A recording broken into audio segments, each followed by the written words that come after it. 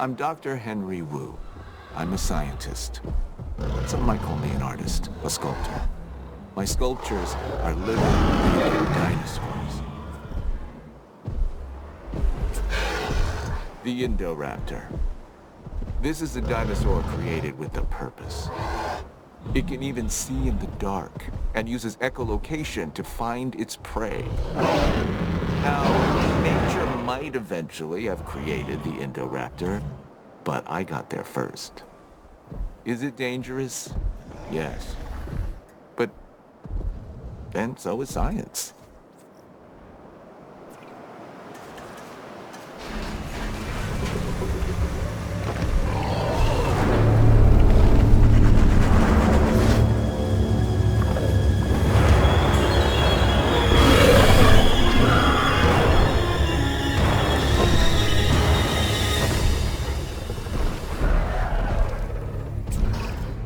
What can I say?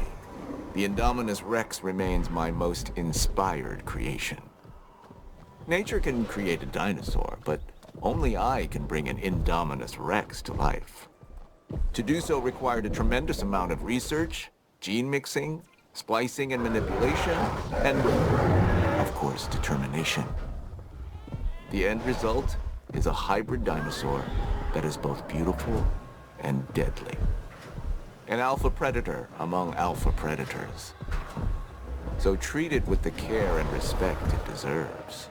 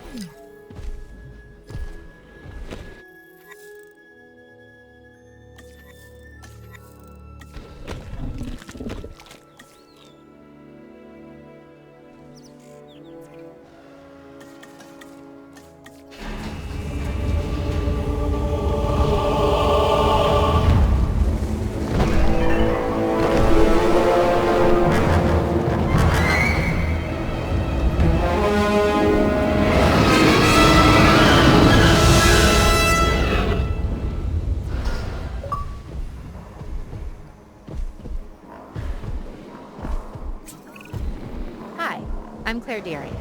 I know it must be overwhelming to meet all these new people, but you're about to embark on a life-changing adventure. It certainly was for me. Trust me, you'll understand. There isn't a more iconic dinosaur than the T-Rex. Even people who don't know the difference between herbivore and carnivore know all about the Tyrannosaurus Rex. And when you see her up close, feel her gaze, you'll understand why the T-Rex was the ruler of the Cretaceous period.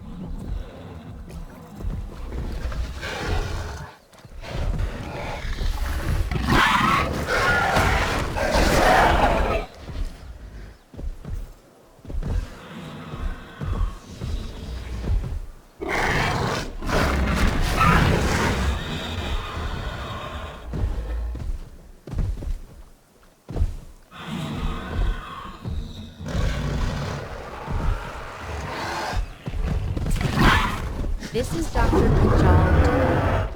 She's all about the science of paleocuration. When she talks, I'd suggest you listen. To some, this may seem inhumane. But when we let the dinosaurs fight, or when we manipulate them to, we gain a greater understanding of the animals. This research may eventually help us to better manage them.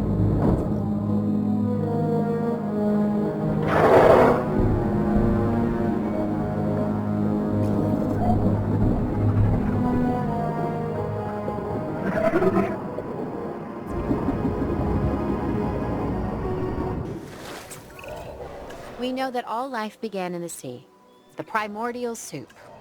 Some creatures made their way to shore and started the chain reaction of land animals. Others stayed in the oceans, like the Elasmosaurus, and set the pattern for the marine life that would follow. This beautiful animal has a long neck and a flat tail. With the right setting, it should really attract the crowds.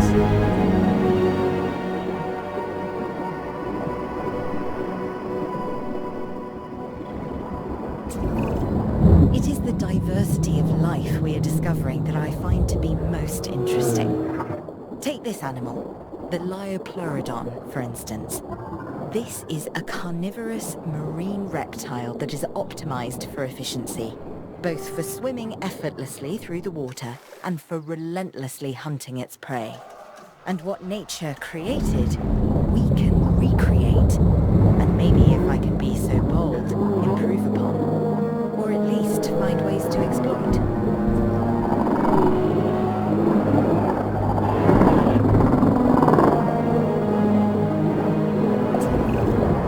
Another creature from the ancient oceans.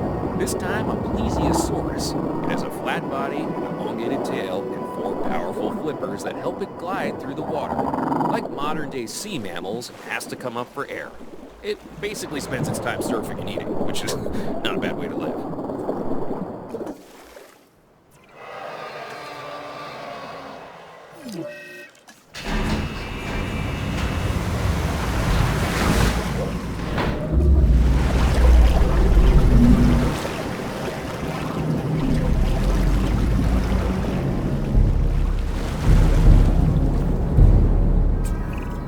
Whenever a dinosaur dies, I feel like I've lost one of my own. Hey, my name is Isaac Clement, and it's great to finally meet you. I hope you're ready, because the dinosaurs can't wait to meet you too. So when people come to the park, they want to learn something, sure, but they also want to be entertained. And this marine reptile, the Mosasaurus, is just that, a showstopper. If the T-Rex is the ruler of the dinosaurs on land, then the Mosasaurus holds that title below the waves. Make sure this animal is a premium attraction.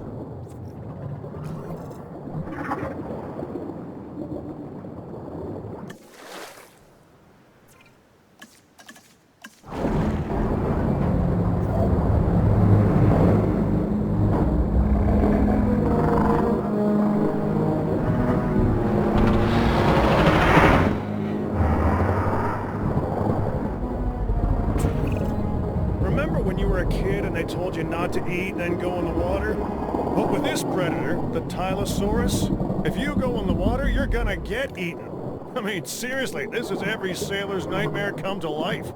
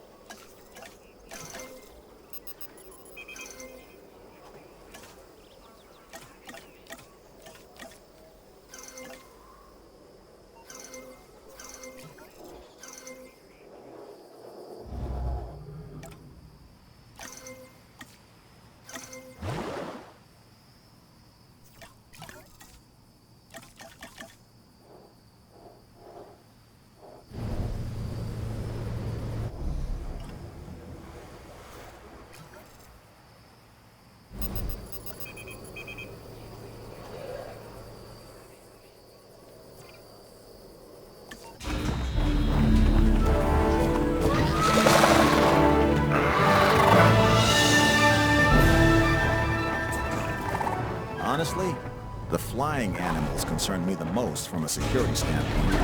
We can round up escaped land animals, but when they take to the sky... This is the Dactylus, and we need to make sure it stays confined to the aviary. The only known species of this animal before today is named after the Latin name.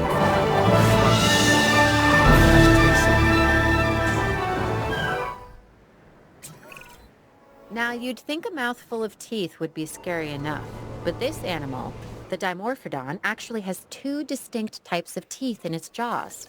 And it flies. Well, more accurately, glides. Okay, this latest animal is also a flyer, the Maradactylus. Its name is based on an ancient legend of a chief's daughter. Her name was Mara, turned by sorcery into a river monster with long teeth that devoured fishermen. Change a few of the details and this could be my ex. The more I've studied these animals, the more I've noticed that there's a fine line between fascination and fear. Prehistoric flying reptiles like the archetypal pteranodon have captivated my imagination since I was young. Yet there's something about these creatures that makes me feel somewhat cagey, shall we say? The Tropiognathus is one of the larger pterosaurs and is known for its keel-tipped snout. In the aviary, it should make for one heck of a draw.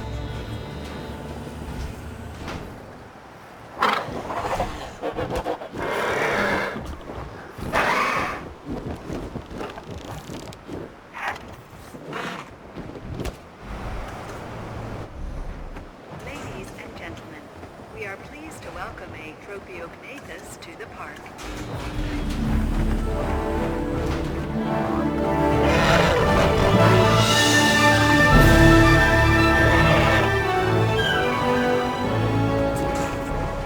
What's a show without fireworks? That's what this next animal gives us. Aerial color and excitement.